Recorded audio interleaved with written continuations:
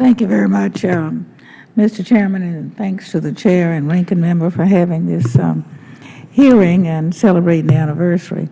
My question really goes to the general progress of where we are. Back in, I think it was 2007, there was a study done, even before then, maybe 2002, that said that we would need about $17 or $18 billion every term for 20 years to catch up on the needs for core programs, projects.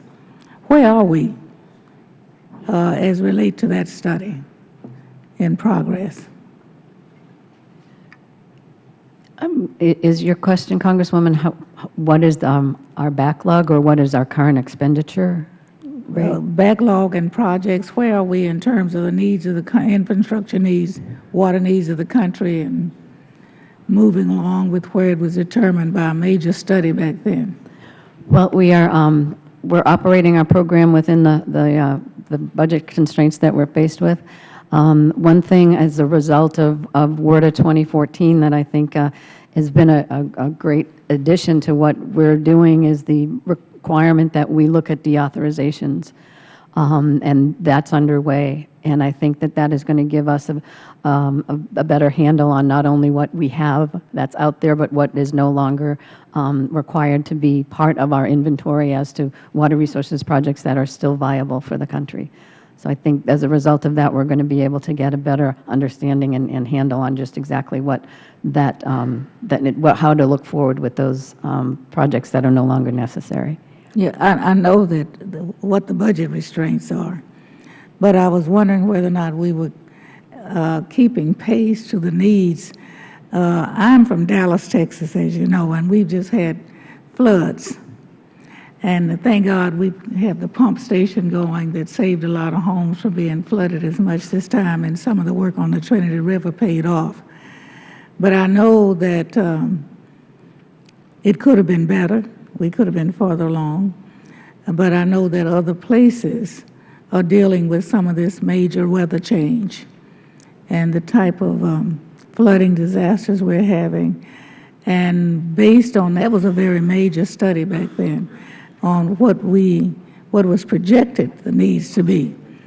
Whether you get there will obviously depend on what we're willing to do here, but I wondered how far we've come in attempting to address the major needs and how they will continue to occur, because this study predicted that it would take $17 to $18 billion every term for 20 years in order to come even with what the needs were at that time.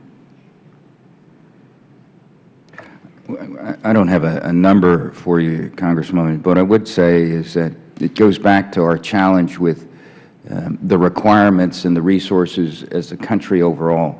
If you look at this year's budget, we have a little over $1 billion, maybe 1.2 in construction.